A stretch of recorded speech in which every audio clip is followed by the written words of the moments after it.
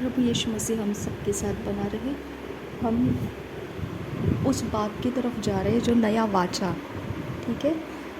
प्रभु यीशु मसीह के लहू में नया वाचा क्या है, ओके। अगर उसके बारे में हम शुरू कर रहे हैं तो सबसे पहले हम लहू के बारे में देखेंगे कि परमेश्वर ने हर एक समय जिसको परमेश्वर ने एक्सेप्ट किया, उसके पीछे उसके मन की इच्छा वो कनेक्ट हो रहा था उस इंसान के अंदर, ओके। हमको ऐसे लगता है कि परमेश्वर ने आबेल को क्यों स्वीकारा, है ना। लेकिन आबेल ने सैक्रिफाइस जो लाया था, उसके पास लहू का सैक्रिफाइस था, उसके पास चर्बी युक्त ऐसा प्राणी था जिसको सैक्रिफाइस में उसने लाया था, ओके।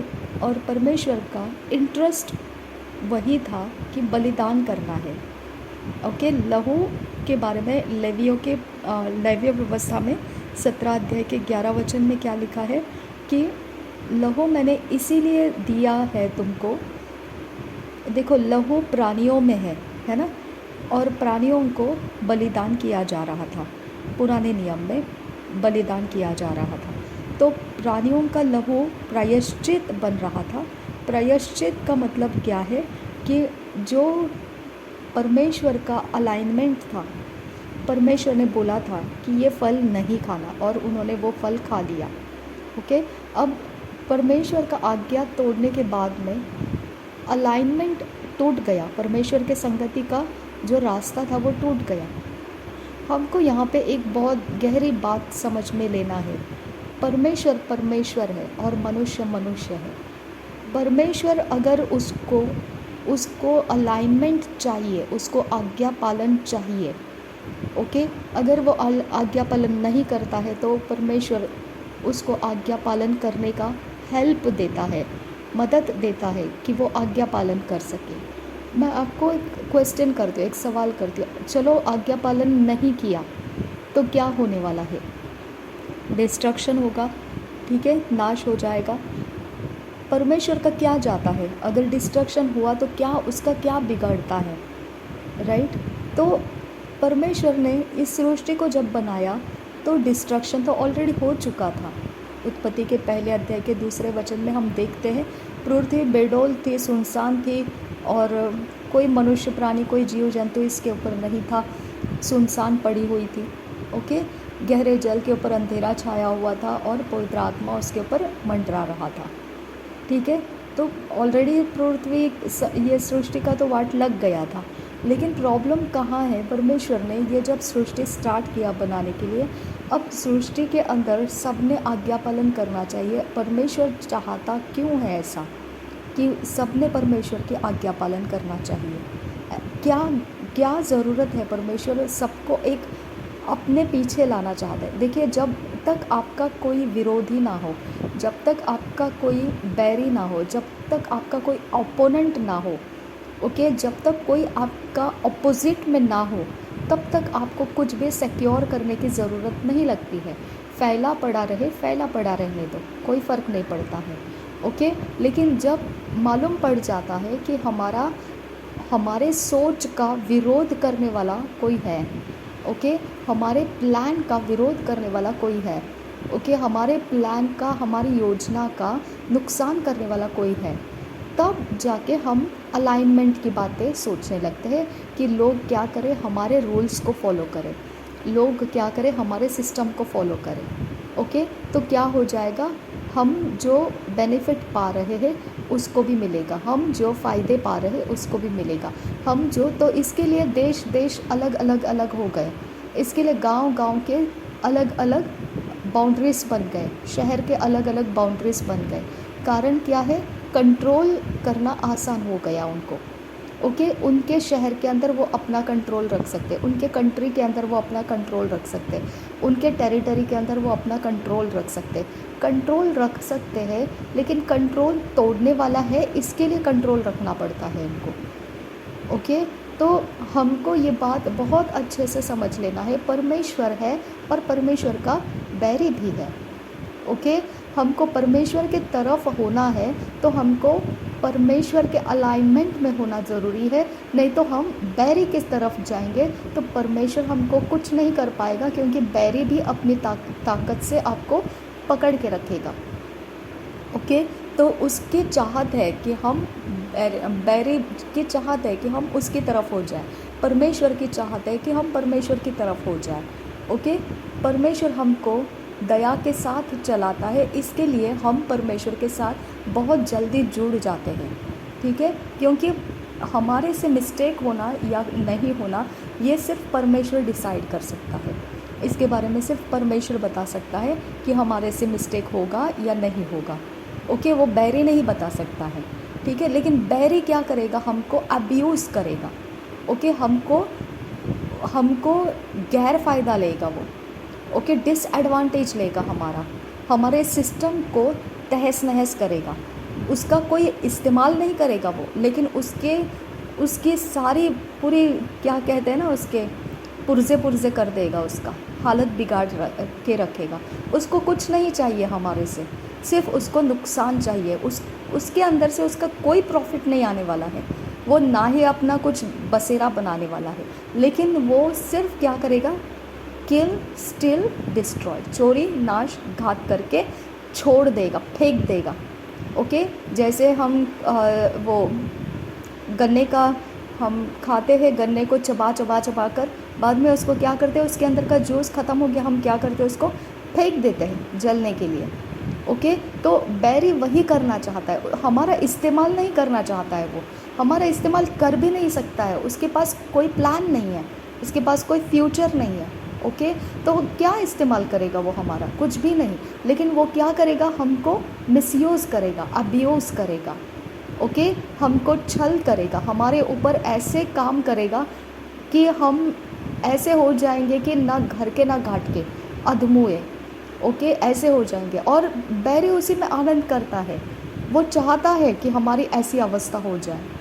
ठीक है, फ़ायदा कुछ भी नहीं है उसका, हमारा ऐसा अवस्था होने के बाद वो देखेगा उसको कोई फ़ायदा नहीं है। ऐसा नहीं है कि उसको कोई रिवॉर्ड मिलने वाला है, ऐसा नहीं है कि उसको कुछ तो बहुत कुछ अच्छा वाला मिलने वाला है, कुछ भी नहीं है।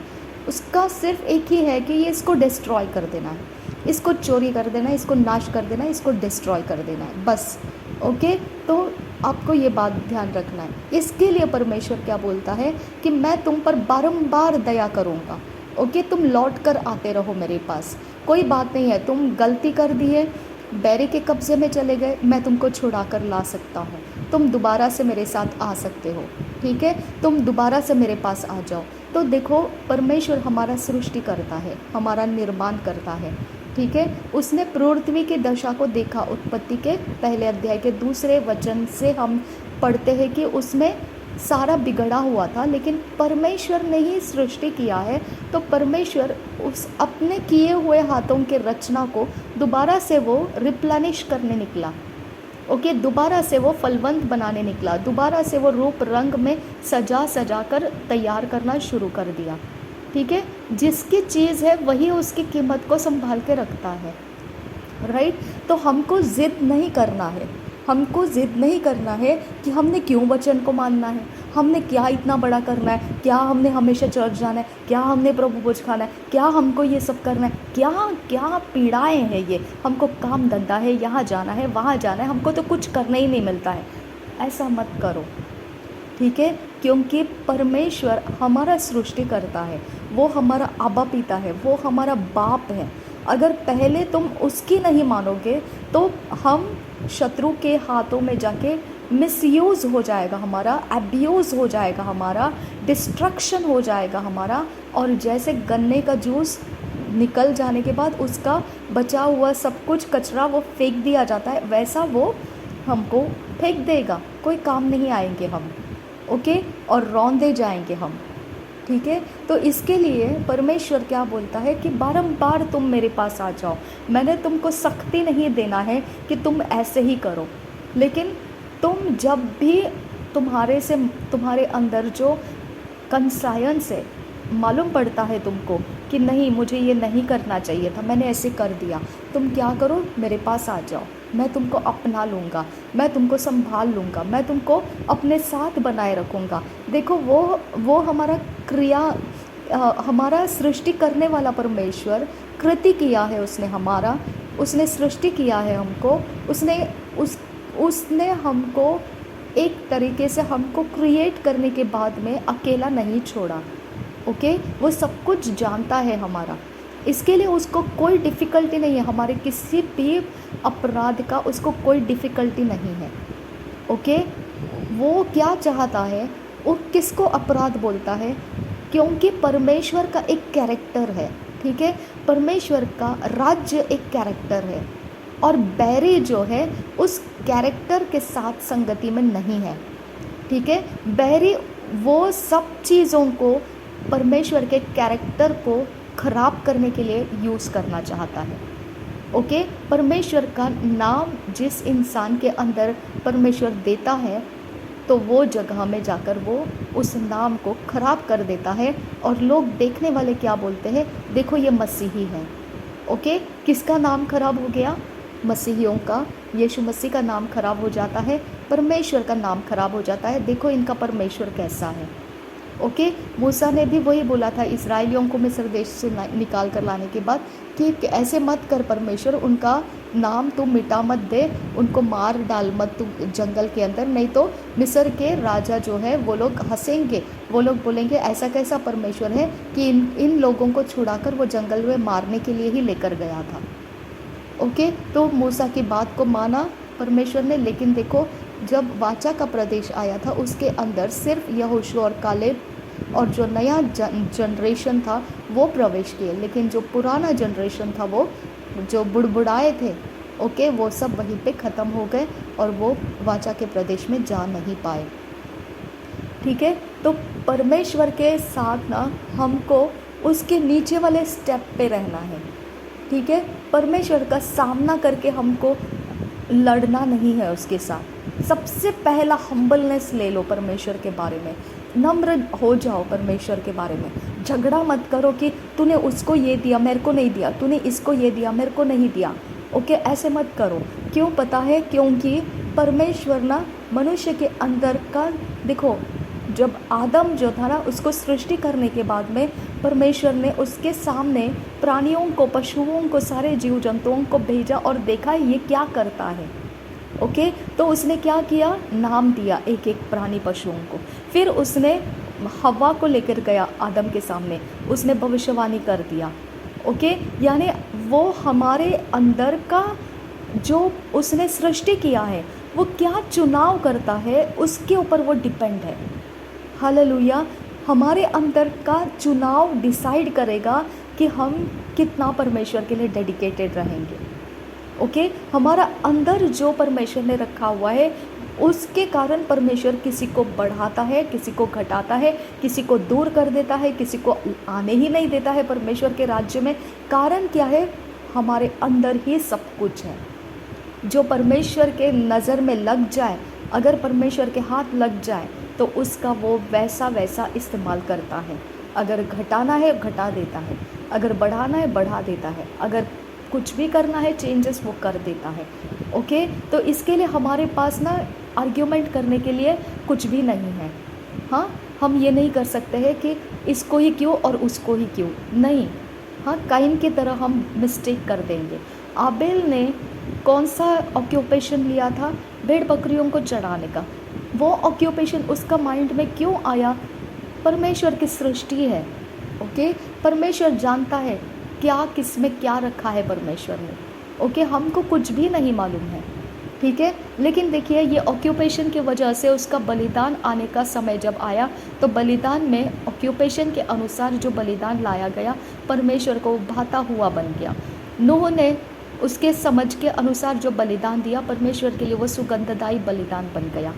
ओके, हम जो कुछ भी करते हैं हम अपने अंदर से करते हैं, लेकिन परमेश्वर को वो पसंद आता है कि नहीं आता है हम नहीं जानते हैं, और उसके अनुसार परमेश्वर हमको रिवॉर्ड करता है। फिर हम ये नहीं बोल सकते मैंने इतनी प्रार्थना की और मैंने इतना ये किया लेकिन मेरा तो कुछ बन नहीं रहा है। हम उसके बारे में कुछ नहीं बोल सकते हैं, हम परमेश्वर को दोष नहीं लगा सकते हैं। परमेश्वर जाने आप जाने। ओके, उसके बारे में हम कुछ भी नहीं बोल सकते हैं। लेकिन हमको परमेश्वर के साथ अलाइनमेंट होना कंपलसरी है। ओके, हम कॉम्प्रोमाइज़ में नहीं जी सकते हैं।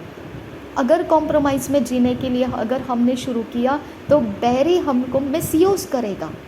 ओके, हमको अब्यूज़ करेगा, हमको डिस्ट्रॉय कर देगा, हमको किल स्टील कर देगा, चोरी नाश घात कर देगा।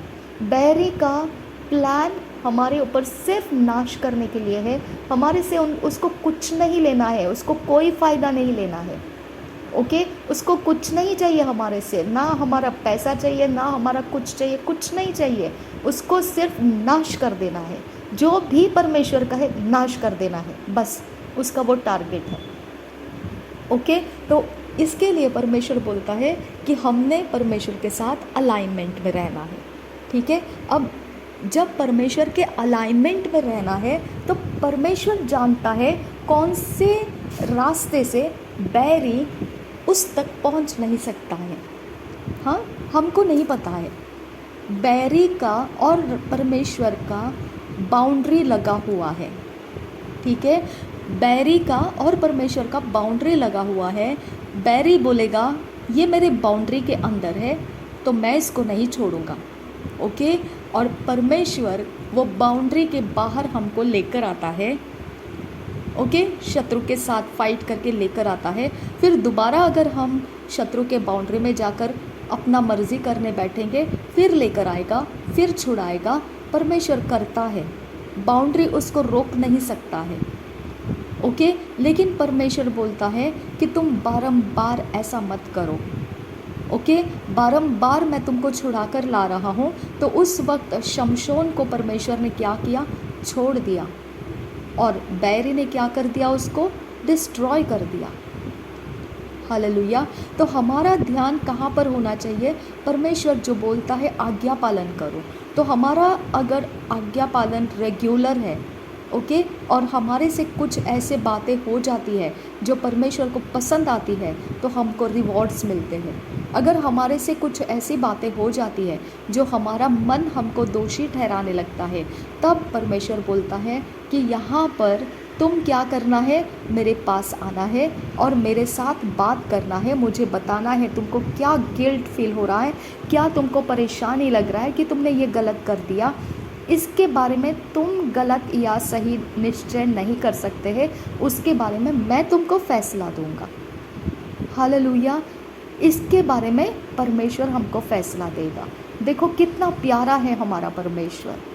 हालेलुया। इसके बारे में परमेश्वर हमको फैसला देगा।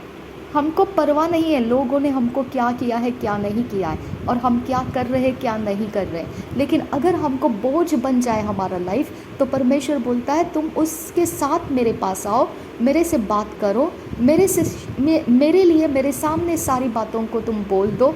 मैं उसको सुनूंगा और क्या करूंगा? मैं खुद फैसला करूंगा कि क्या सही है, क्या गलत है। और आखिरी में वो बोलता है सब कुछ तुम्हारे भलाई में ही मैं बदल दूंगा। हालेलुया। यानी कि परमेश्वर के पास आने से वो हमको पनिशमेंट के लिए नहीं बुला रहा, तो डर के नहीं आना है। परमेश्वर बोलता है तुम हियाव के साथ आ जाओ। ओके, अभी प्रभु यीशु मसीह का लहू बह चुका है तभी। ओके, और तुम मेरे साथ बात करो और मैं क्या करूँगा? सब तुम्हारी बात सुनूंगा, मैं फैसला लूँगा तुमने गलत किया है या सही किया है। अगर तुमने गलत किया ऐसा भी अगर मेरे सामने हो गया, तो फिर भी मैं आखिरी में जाकर तुम्हारे भलाई में ही उसे बदल दूंगा। तो हम आशा कर सकते हैं परमेश्वर से, राइट।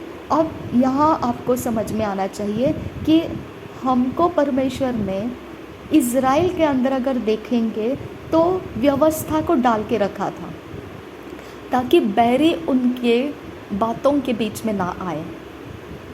ओके, व्यवस्था डाल के रखा, बलिदानों को लिया। ओके, अन्न बलि, पाप बलि, होम बलि। ओके, बलिदानों के अलग अलग 4 या 5 बलिदान है। ओके, वो सारे सैक्रिफाइसेस उनसे लेता था, उनको व्यवस्था पालन करने बोलता था। शुद्ध अशुद्धता को पालन करना, शुद्ध रहना, अशुद्ध होंगे तो ये वाला करना, अशुद्ध होता है तो इस तरह से करना, कौन सी बातें तुमको अशुद्ध कर सकती है। ओके, व्यवस्था में देखेंगे तो परमेश्वर ने मनुष्य का सब कुछ का पुर्जा सब कुछ का हिसाब लगा के रखा था।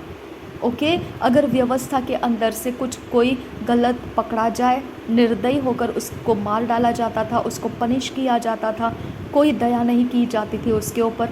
ओके, निर्दयी होकर उसके ऊपर इल्ज़ाम अगर किसी ने लगाया है तो निर्दयी होकर उसका न्याय किया जाता था। हालेलुया। तो सोच कर देखिए, परमेश्वर ये इतना बंदोबस्त में इज़राइल को क्यों रखा था।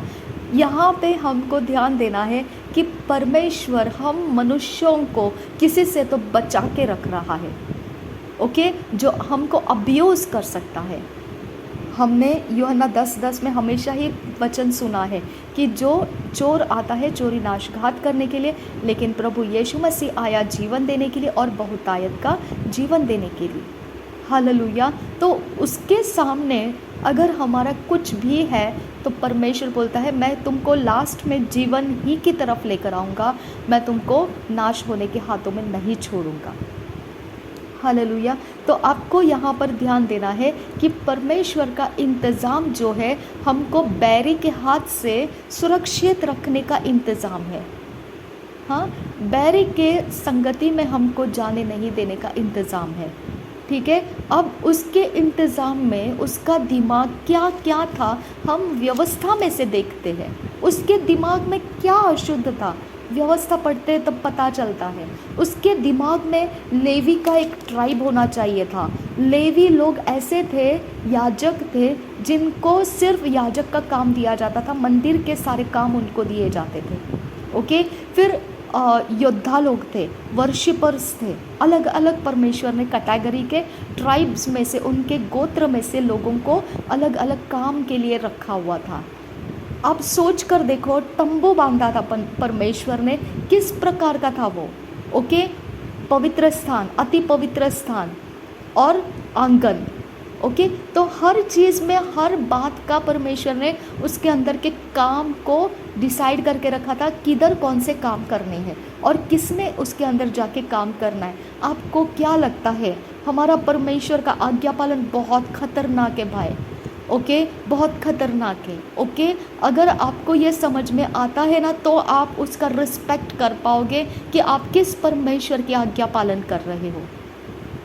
ठीक है, अगर यहाँ पर हम देखते हैं ना कि उसका तरीका कैसा है। नूह के वक्त पानी के अंदर लोग डूब जाने वाले थे, नूह का जहाज कैसे बना के दिया परमेश्वर ने। हालेलुया। आप सोच कर देखो, आदम ने फल खा लिया जो नहीं खाना चाहिए था। आदम के लिए परमेश्वर ने एक कंपाउंड डाल दिया, उसके ऊपर एक पहरेदार लगा दिया, घूमती हुई आग की तलवार उसके ऊपर रख दी ताकि आदम दोबारा अंदर ना जाए वाटिका में और जीवन का फल को ना खा ले। अब आदम से भी क्यों परमेश्वर ने इतना सख्ती रखा। हालेलुया, वो तो मनुष्य है, परमेश्वर को उसको डिस्ट्रॉय करने में कितना टाइम जाएगा, लेकिन सख्ती में देखो क्या क्या डाल के रखा उसने। घूमती हुई अग्नि की तलवार वहाँ पर रहती थी। हालेलुया। तो आप क्या समझते हैं, परमेश्वर हमारे बारे में बहुत डिफरेंट है। ओके, बहुत डिफरेंट है। दुनिया और संसार के अंदर आप हम जो देखते हैं वहाँ परमेश्वर बिल्कुल एब्सेंट है। ओके, मतलब परमेश्वर का वचन कहता है कि परमेश्वर का सूरज जो है वो धर्मियों के लिए भी है और अधर्मियों के लिए भी है। ओके, उसके सारे सीजन्स धर्मियों के लिए भी है और अधर्मियों के लिए भी है। ओके, तो इसका मतलब ये नहीं है कि हम अधर्मियों के सामने परमेश्वर नहीं है ऐसा बयान करें, नहीं, परमेश्वर की ही सारी बातों को वो इस्तेमाल कर रहे हैं, लेकिन परमेश्वर को नहीं जानते हैं। लेकिन हम जो परमेश्वर को जानने लगे, हम जो परमेश्वर की आँख को प्राप्त किए हैं कि हम परमेश्वर को देख पाते हैं, समझ पाते हैं, हम परमेश्वर को वचन में से समझ पाते हैं, महसूस कर पाते हैं, उसके शब्द को हम समझ पाते हैं, उसके सारे काम हम समझ पाते हैं, तो हमको ये बात को ग्रहण कर लेना है कि हमारे साथ परमेश्वर पूरी तरह से सोच समझकर चल रहा है। हम जिधर भी है, जैसे भी है, परमेश्वर ने हमको रखा है, वो सब कुछ को बदलकर हमारे भलाई में लेकर आएगा। हालेलुया। हमने इसके बारे में विश्वास रखना है क्योंकि परमेश्वर हमारी ओर से है। ठीक है। यहाँ पे आबेल का हत्या हो गया, ठीक है। आबेल का और काइन का जब ऑफरिंग देने का समय आ गया तो परमेश्वर ने काइन को इंस्ट्रक्ट किया, तू अगर भला करता रहेगा तो मैं तेरा अर्पण क्यों नहीं स्वीकारूंगा, लेकिन अगर तू भलाई करना छोड़ दे तो पाप दरवाजे में है। यहाँ पे पाप का शब्द इस्तेमाल हुआ, ओके। पाप दरवाजे में है और उसकी लालसा तुझ पर है, ओके, और तूने उसके ऊपर प्रभुता करना है। हालेलुया। यानी पाप दरवाजे में है और पाप की लालसा तुझ पर है, यानी कि हमारा बैरी कौन है? पाप, ओके। पाप हमको इस्तेमाल करना चाहता है। हालेलुया। तो परमेश्वर बोलता है वो तुम्हारा बैरी है और तुमको वो यूज़ करना चाहता है, ओके। तुमको वो इस्तेमाल करना चाहता है और वो इस्तेमाल इसीलिए करना चाहता है कि तुमको परमेश्वर के सारे भले चीज़ों से, भले वस्तुओं से ड्रॉप आउट कर दे। समझ में आ गया? तुमको निकाल दे वहाँ से, ठीक है। तो अब यहाँ पे पाप का जिक्र हुआ, यहाँ पे पाप समझ में आता है परमेश्वर किसको कह रहा है। जब फल खाया तब परमेश्वर ने ही बोला ये पाप किया तूने, ठीक है। लेकिन यहाँ काइन को बोल रहा है अगर तूने भलाई नहीं किया तो पाप दरवाजे में खड़ा है। सोच लो अभी, ओके। काइन को बोल रहा है परमेश्वर, मनुष्य जाति को बोल रहा है। जबकि आदम और हवा ने फल खाया तब कुछ नहीं बोला उसने। यहाँ मनुष्य जाति जो आदम और हवा के पीढ़ी में आ गए हैं, उनके जन्म से, उन्होंने जन्म दिया हुआ पीढ़ी जो है उसमें से आ गए, उनके लिए परमेश्वर ने पाप ये शब्द इस्तेमाल किया कि अगर तुम पाप करोगे, यानी कि मतलब अगर तुमने भलाई करना बंद किया तो पाप दरवाजे में खड़ा है। तो पाप मतलब क्या है? तुम वो सब करोगे जो मैं पसंद नहीं करता हूँ। हालेलुया। तो हम इस सृष्टि के अंदर आने के बाद में ना हमको संसार के साथ कनेक्टेड नहीं देखना है, क्योंकि हमको परमेश्वर का सब मालूम पड़ जाता है, वचन मालूम पड़ जाता है, उसके प्रकाशन हमको मिलते हैं। तो हमारा ध्यान कहाँ होना चाहिए कि हमने परमेश्वर का आज्ञा पालन करते हुए चलना है। जैसे हम आज्ञा पालन करते हुए चलते रहेंगे, परमेश्वर को कुछ भी पसंद आ सकता है हमारा, और परमेश्वर हमको कुछ भी तैयार कर देगा, कुछ भी करने के लिए तैयार कर देगा। उसका कोई भरोसा नहीं है, ओके। वो रिवॉर्ड करने वाला परमेश्वर है, वो प्रतिफल देने वाला परमेश्वर है। हालेलुया। लेकिन अगर संसार के तरीके से अगर हम कुछ करने की सोचेंगे, संसार की तरह से अगर हम अपने लाइफ को अपने कंट्रोल में रख कर चलने की कोशिश करेंगे तो परमेश्वर का प्रतिफल हमारे तक नहीं पहुंचता है। हम खुद के दुश्मन बन जाते हैं। समझ में आ गया? तो इसके लिए यहाँ पर हमको समझना है कि जब आबेल का हत्या हो गया तो आबेल के बारे में वचन लिखा है कि आबेल का लहू पृथ्वी के ऊपर से चिल्ला रहा था। तो आबेल का आत्मा कहाँ था फिर? हालेलुया। क्योंकि यीशु मसीह ने तो क्रूस के ऊपर शरीर को छोड़ते समय मेरा प्राण मैं तुझे देता हूँ ऐसा नहीं बोला। उसके प्राण के बारे में बोला है कि उसके आखिरी बूंद तक उसने अपने लहू को बहाकर अपना प्राण त्याग दिया, ओके। आखिरी बूंद लहू यानी उसके प्राण के बारे में बोला गया कि उसका प्राण पूरी तरह से शून्य अवस्था हो गया, कुछ भी बाकी नहीं रहा, इतना उसने अपने प्राण को बहा दिया। लहू के बारे में बोला। लेकिन आत्मा के बारे में क्या बोला यीशु मसीह ने? कि मेरा आत्मा मैं तुझे सौंप देता हूँ पिता, ठीक है। यहाँ आबेल ऐसा बोला क्या? नहीं बोला, ओके। आबेल का आत्मा किधर गया फिर? क्या आबेल का आत्मा परमेश्वर को कुछ बोला नहीं होगा? हालेलुया। परमेश्वर जगह बता रहा है कि भूमि के ऊपर से, ओके, आबेल का लहू पुकार रहा है, चिल्ला रहा है। हालेलुया। तो प्राण चिल्लाता है, ओके। जब सदोम गमोरा के अंदर भी नाश करने का समय आ गया था तो परमेश्वर ने बोला ये इतनी चिल्लाहट आ रही है मेरे पास पृथ्वी के ऊपर से, सदोम गमोरा के शहर नगर के अंदर से इतनी चिल्लाहट आ रही है मेरे पास, यानी प्राण चिल्लाता है, परमेश्वर सुनता है, ओके। परमेश्वर सुनता है और परमेश्वर ने बोला अब मैं जाकर देखूंगा क्या ये सच है। अब आबेल की हत्या हो गई, भूमि के ऊपर से उसका लहू पुकार रहा है, तो परमेश्वर को चिल्लाहट सुनी थी, इसीलिए वो काइन को पूछने आ गया। ओके, लेकिन काइन को इसके बारे में कुछ भी नहीं पता था, सदोम गमोरा के लोगों को इसके बारे में कुछ भी पता नहीं था, लेकिन चिल्ला तो रहे थे। ओके, दुष्कर्मों के कारण वो चिल्ला रहे थे। ओके, और वो असहनीय हो गया था उनको, और वो चिल्ला रहे थे, चीख रहे थे, परमेश्वर को दुहाई लगा रहे थे। इजराइलियों ने भी मिस्र देश में से दुहाई लगाई, बहुत ज़्यादा परेशान हो गए तब। और परमेश्वर बोलता है मैंने उनके प्राण को सुना। वो किसके सुना? प्राण के सुना। ओके, हम यीशु मसीह के बारे में भी देखते हैं, उसका प्राण भी बहुत उत्तम बातें करता है। आबेल के लहू से भी ज़्यादा उत्तम बातें यीशु मसीह का लहू करता है।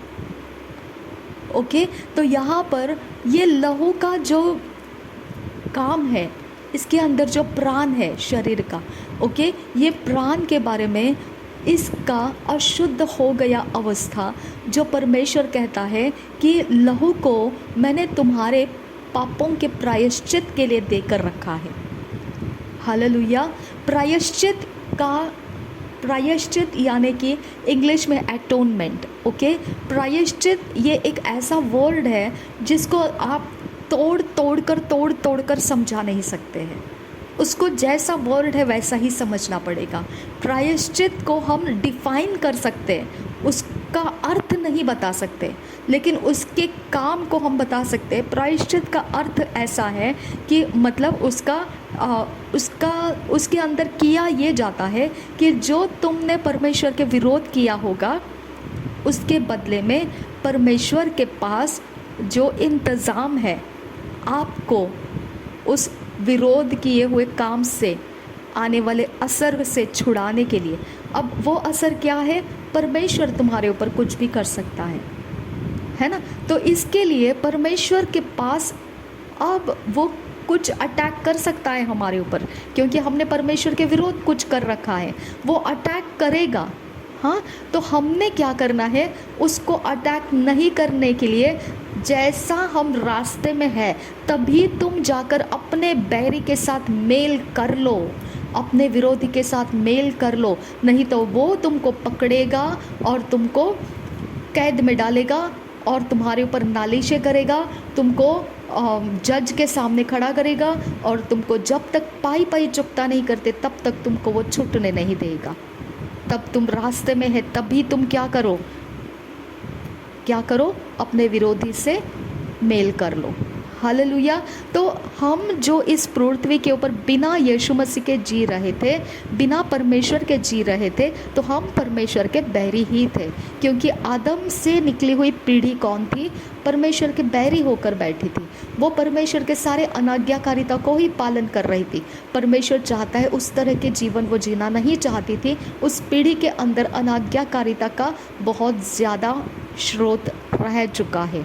इसके लिए हमारे अंदर भी वही हो रहा था कि हम परमेश्वर को नहीं जानते थे, हम अपने मन की सोचते थे, हमारे जो पसंद आएगा वही हम जीते थे। हम वही पीढ़ी में थे जो अनाज्ञाकारिता के थे। हम परमेश्वर के बैरी थे उस समय। हम संसार के मित्र थे और परमेश्वर के बैरी थे उस समय। ओके, और ये वक्त में हमने क्या कर लिया? हम बैरी है परमेश्वर के, तो हमारा विरोधी कौन हो गया था? परमेश्वर खुद हमारा विरोधी हो गया था। ओके, हम संसार की तरफ दोस्ती थे और परमेश्वर की तरफ हम बैरी थे। हमने यहाँ पर क्या कर लिया? मेल कर लिया। हमने बोला हमको माफ़ कर दे, जो भी है उसके लिए हम अपने अपने गुनाहों को मान लेते हैं। तो क्या कर, समय के पहले ही हमको इस गुनाह का असर आने मत दे, उसको कोई भी तरह से हमारा नुकसान करने मत दे। तू ही करने वाला है नुकसान, तू ही हमारा न्याय करने वाला है, इससे पहले ही तू मुझे क्या कर दे? माफ़ कर दे। हालेलुया। और हमने क्या कर लिया? परमेश्वर के साथ मेल कर लिया। अब परमेश्वर हमको बोलता है तुम निर्दोष हो। ओके, मैं यहाँ ये बताना चाहती हूँ, हमको दोषी या निर्दोष ठहराने वाला परमेश्वर है। ओके, अगर इस बात का हमने अपने दिमाग के अंदर कंप्लीट क्लियर अंडरस्टैंडिंग ले लिया तो हम संसार के किसी दोष को नहीं डरेंगे। ओके, हमको दोषी या निर्दोष ठहराने वाला परमेश्वर है। ओके, परमेश्वर खुद बोल रहा है कि मैंने तुम्हारे कारण प्रायश्चित के लिए लहू देकर रखा है, ताकि तुम खतरे में ना पड़ जाओ मेरे कारण, ताकि मेरा क्रोध तुम्हारे ऊपर ना आ जाए, ताकि मैं तुम्हारा बदला लेने के लिए ना आ जाऊं, ताकि मैं अपना गुस्सा तुम्हारे ऊपर डालने ना आ जाऊं। समझ में आ गया आपको? हालेलुया। तो ये प्रायश्चित का मतलब होता है। अब मैं आपको ना हमेशा याद दिलाऊंगी कि व्यवस्था में जब हम पढ़ेंगे ना, तो हम एक एक छोटी छोटी छोटी बात को देख सकते हैं। क्या कर रहा था परमेश्वर? ये नहीं खाना, ये खाना, इससे दूर रहना, इसको छूना नहीं, इसको देखना नहीं, इसके पास नहीं जाना, इसके ये नहीं करना। इतना रेस्ट्रिक्शन मनुष्य के ऊपर उसने डाल के रखा था। हालेलुया। इतना व्यवस्था इस्राएल पालन कर रहे थे। हालेलुया। आप समझ जाइए, उनका शरीर इसके अंदर इतना प्रैक्टिकल हो चुका था, इतनी प्रैक्टिस में वो उतर चुके थे कि उनको बाद में यीशु मसीह को स्वीकारना भी मुश्किल हो गया था, क्योंकि उनका मन प्रैक्टिस में कठोर बन गया। वो उस प्रैक्टिस को इतना महत्व देने लगे कि आज भी वो प्रैक्टिस के अंदर है और यीशु मसीह को वो नहीं मानते हैं। समझ में आ गया? तो परमेश्वर ने बोला कि उनका प्रैक्टिस को रुकने का काम भी मैं ही करूँगा। ओके, उनके बीच में से मैं इतने इतने गिनती के लोग चुन के रखा है। उनके 12 ट्राइब में से किसको किसको लेने का है वो सब मैंने तैयार करके रखा है। ओके, उसके पास योजना है, उसके पास योजना है। ओके, उसके पास प्लान है सब कुछ के लिए। ठीक है, यहाँ लहू के बारे में जब हम देखते हैं तो यीशु मसीह बोलता है, ये मेरा लहू है जो नया वाचा के लिए दिया गया है। हालेलुया। अब बहुतों के वो पाप माफ़ करने के लिए है, सबके नहीं, बहुतों के वो पाप माफ़ करने के लिए है। ओके, तो यहाँ पे एक समय आ जाता है, हम इस बात को समझना ज़रूरी है कि इस समय जब प्रभु यीशु मसीह का क्रूस का बलिदान हो गया है, इस समय हमको प्राण का शुद्धता प्रभु यीशु के लहू से होता है। हम प्रभु यीशु मसीह का लहू जब पीते हैं, हमारा प्राण शुद्ध हो जाता है। हम जब यीशु मसीह का शरीर खाते हैं, हमारा शरीर पाप जो शरीर कर रहा था उस व्यवस्था से टूट जाता है। क्या बोला परमेश्वर ने? पाप दरवाजे में खड़ा है, अगर तू भलाई नहीं करेगा। हालेलुया। अब हमारा शरीर परमेश्वर के भलाई करने के लिए, परमेश्वर के भले कामों को करने के लिए, पाप जो दरवाजे में खड़ा था उसके अधीन हम चले गए थे, उसकी प्रभुता हमारे ऊपर आ चुकी थी। अब हमारा प्राण जब शुद्ध हो गया है, अब हमारे शरीर को वो परमेश्वर के धार्मिकता के कामों के अंदर से लेकर चलेगा। समझ में आ गया? हम क्यों यीशु मसीह का लहू खाते हैं, लहू पीते हैं और शरीर खाते हैं? हमारा शरीर पाप के अंदर बोया हुआ था। ओके, और हमारा गाइड करने वाला प्राण जो था वो पाप का इंस्ट्रक्शंस हमारे शरीर को देता था, परमेश्वर का नहीं, पाप का इंस्ट्रक्शन देता था। और उत्पत्ति के 6 अध्याय में परमेश्वर ने ऑलरेडी बोल दिया था 3 वचन में, मेरा आत्मा तुमको विवाद करता नहीं रहेगा, क्योंकि मनुष्य तो आखिरी में शारीरिक ही है। हालेलुया। तो परमेश्वर ने संसार को अपने मर्जी से चलने दिया, इसके लिए क्राइम हो रहे हैं, इसके लिए नुकसान हो रहे हैं, इसके लिए लूट पाट चोरी नाश घात सब कुछ बखेड़े हो रहे हैं, कारण परमेश्वर ने उनको छोड़ दिया है। आया समझ में? यहाँ आपको ध्यान देना है, जब शरीर के ऊपर संसार का असर रहता है उसको दुष्ट आत्मा चलाते हैं। ओके, उसको शैतान चलाता है। ठीक है, जब परमेश्वर का कंट्रोल शरीर के ऊपर नहीं है तो उसके शरीर का प्राण का कंट्रोल किससे लिया जाता है? शैतान से लिया जाता है। ओके, शैतान का आत्मा उसके शरीर को चलाएंगे, शैतान का आत्मा उसके प्राण को इंस्ट्रक्शन देंगे और उसका प्राण उसके शरीर को उसी तरह से चलाएगा जैसा शैतान चाहता है, जो परमेश्वर का बैरी है। ओके, इसके लिए हमको ये बात को ध्यान रखना है कि परमेश्वर ने हमको लहू खाने के लिए, लहू पीने के लिए इसीलिए दिया कि हम प्राण में शुद्ध रहे, शैतान का कब्ज़ा उसके अंदर ना आए। हम लहू पीते हैं, स्मरण करते हैं कि यीशु मसीह का लहू हमारे प्रायश्चित के लिए बहाया गया है, हमारे प्राण का दोष अब माफ़ हो चुका है। अब इसके अंदर शैतान इंस्ट्रक्शन नहीं दे सकता है। मैं शैतान को बोल सकती हूँ get out in the name of Jesus. Okay, मेरा शरीर अब मेरे प्राण के अंदर जो परमेश्वर का लहू का काम है, परमेश्वर का आत्मा वो काम को मेरे शरीर के द्वारा पूरा करेगा। धर्म के काम, धार्मिकता के काम वो मेरे शरीर से पूरा करता रहेगा। हालेलुया। तो हम परमेश्वर के आत्मा का मंदिर हो गए हमारे शरीर से। समझ में आ गया? और हमारा शरीर, हम जब यीशु मसीह का शरीर खाते हैं तो हम क्या समझते हैं? उसके अंदर से पाप के लिए दिया गया था ये शरीर। ओके, लेकिन अब वो यीशु मसीह क्रूस के ऊपर जब शरीर टूटने दिया तब मेरा शरीर टूट गया। यीशु मसीह का शरीर मर गया, कब्र में गया, मेरा शरीर कब्र में चला गया। ओके, अब ये शरीर वो नहीं है जो कब्र को देखने के लिए है। अब ये शरीर परमेश्वर के धर्म के काम करने के लिए है, धार्मिकता के काम करने के लिए। हमने क्या कर लिया? धार्मिकता का वस्त्र पहन लिया। धार्मिकता का वस्त्र पवित्र वचन है, परमेश्वर का वचन है। ओके, हमने उसको फॉलो करना स्टार्ट किया, हमने उसको पालन करना स्टार्ट किया। प्रभु यीशु मसीह क्या बोलता है? जो मुझसे प्रेम करता है वो मेरी आज्ञा पालन करेगा। इसके लिए सब चर्च के लोग, सब प्रभु यीशु के प्रेम करने वाले नहीं रहते हैं। ओके, वो आज्ञा पालन नहीं करते हैं। वो बाइबल को सजा के रखेंगे, ब्यूटीफुल रखेंगे, उसको चुंबन लेंगे, उसको गले से लगाएंगे, उसको ऊपर रखेंगे, उसको माथे के ऊपर रखेंगे, उसको सिर के ऊपर रखेंगे, उसको सब कुछ करेंगे। आज्ञा पालन का समय आया तो वो नहीं करेंगे। समझ में आ गया? तो प्रभु यीशु मसीह ओपनली बताता है, मैं जो बात कर रहा हूँ ना, ये शब्द जो मेरे हैं ना, ये मेरे नहीं है, ये पिता के हैं।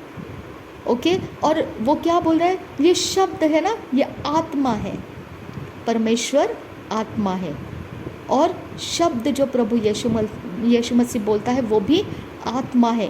अब ये आत्मा, उसका रिजल्ट क्या लाता है? जीवन लेकर आता है, डिस्ट्रक्शन नहीं लाता है, चोरी नाश घात नहीं लाता है। क्या लाता है? जीवन लेकर आता है। समझ में आ गया आपको? तो हम पवित्र वचन को कैसे इस्तेमाल करते हैं? हमारे सारे कामों को सक्सेसफुल करने के लिए।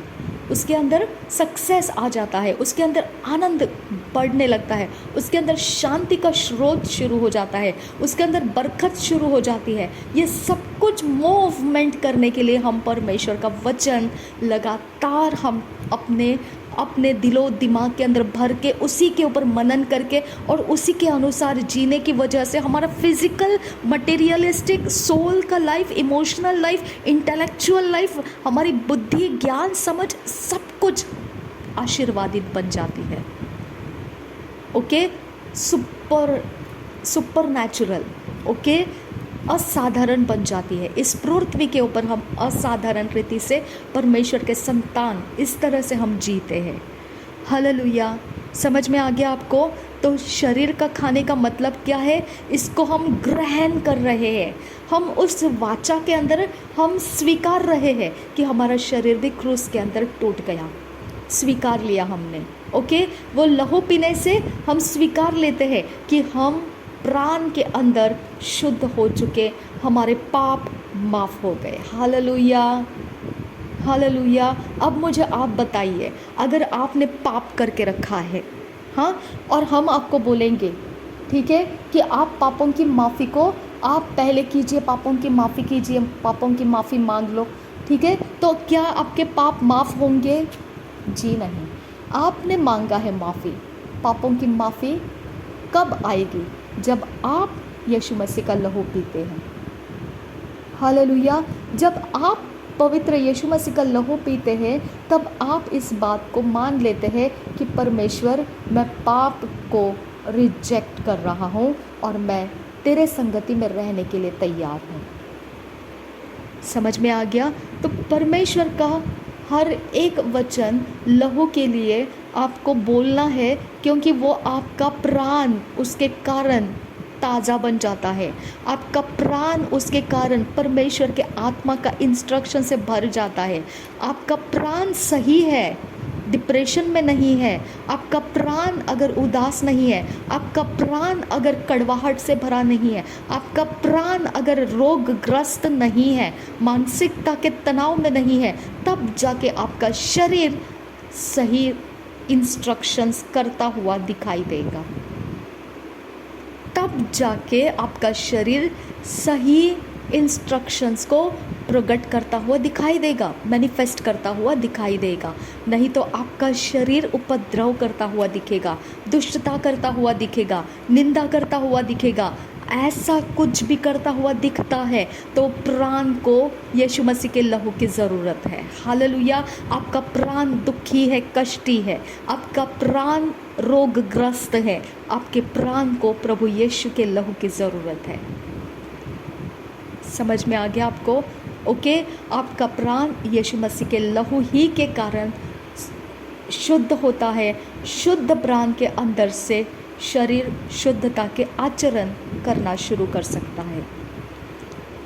समझ में आ गया हमको ये सारी बातें? शरीर कब शुद्ध होता है?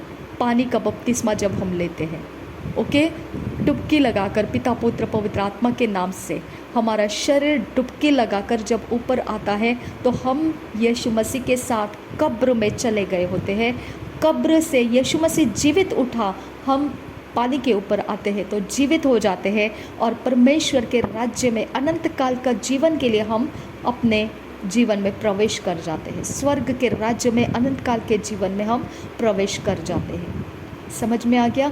तो हम अब प्रभु भोज लेते समय जब शरीर को खाते हैं तो क्या हमको समझ में लाना है कि हमारा शरीर कब्र में चला गया है, ख़त्म है, पाप के लिए ख़त्म है, ओके, पाप के अभिलाषाओं के लिए ख़त्म है, पाप की संगति के लिए ख़त्म है, संसार के दोस्ती के लिए ख़त्म है, परमेश्वर के संगति के लिए जीवित है, परमेश्वर के धार्मिकता के कामों के लिए जीवित है, यीशु मसीह के आगमन के लिए जीवित है। हालेलुया।